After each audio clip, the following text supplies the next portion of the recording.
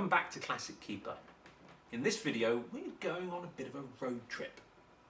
We've got a voucher to use up for a hotel and spa stay, thanks Mum, and we've managed to find a spa in the Peak District, 450 miles a round trip away, and the location is in this book on Drives of a Lifetime, and we found this fantastic route that involves going around some interesting hilltop passes and some spectacular views, and we'd love you to come with us on this adventure. We had to think about which car to take. Do we take the big Defender Rex? And thought about those off-roading tyres going all the way up the M40 and decided that probably wasn't going to be the best idea. Then we thought about the Porsche and thought about the time of year and driving a convertible. It actually didn't really sound like a very good idea. So the only logical answer had to be the Daimler Double Six. Let's talk about the most interesting part of this car. Let's be honest, that's the engine. This Daimler Double Six is powered by Jaguar's huge 5.3 litre V12.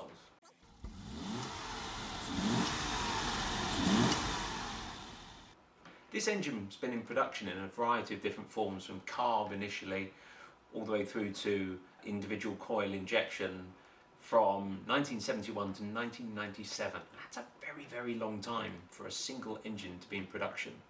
This engine went on to power cars that won the 24 Hours at Daytona, the 24 Hours at Le Mans, breaking Porsche's dominance across the whole of the early 80s. In 1988, taking the win with the XJR9. Spectacular result for a combination of Jaguar and TWR building magnificent vehicles. We thought we'd start, before we set off on our drives of a lifetime around the Peak District, show you a proper cold start. Believe me, it's about 6 degrees out here. This is a real cold start for a V12. Let's see how she handles it.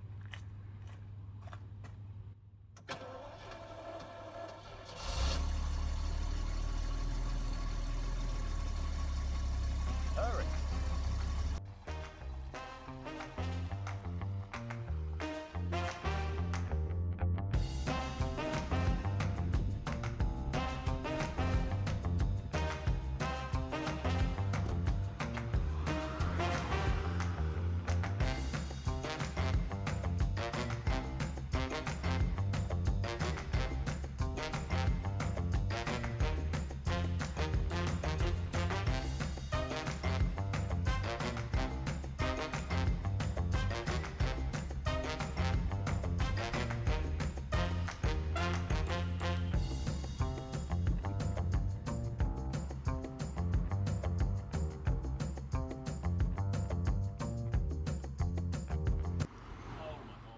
No? £2.18 No. a litre. Put it away. So our first attempt to get fuel was scuppered by countryside prices for E5 of £2.18 a litre. Now if you think about this car with two 45 litre tanks, albeit one of them is only half empty, that would be a small fortune.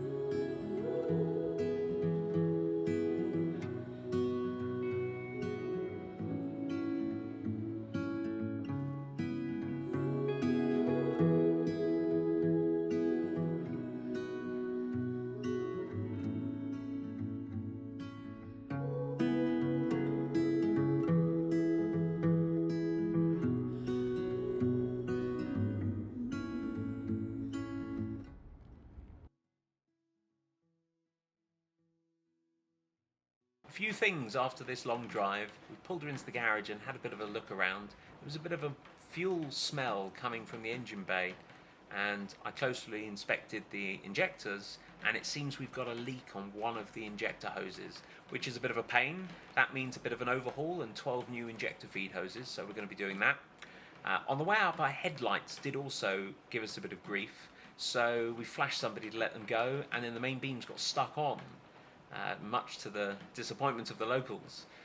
We rolled all of the fuses, which fixed it in the moment, and I'd like to make sure that that doesn't happen again. So we'll do a bit of work on the fuse box. We had a bit of a rumble from the front left, which I have a feeling is a wheel bearing that needs adjusting or replacing. So join us for another video where we'll be going through that.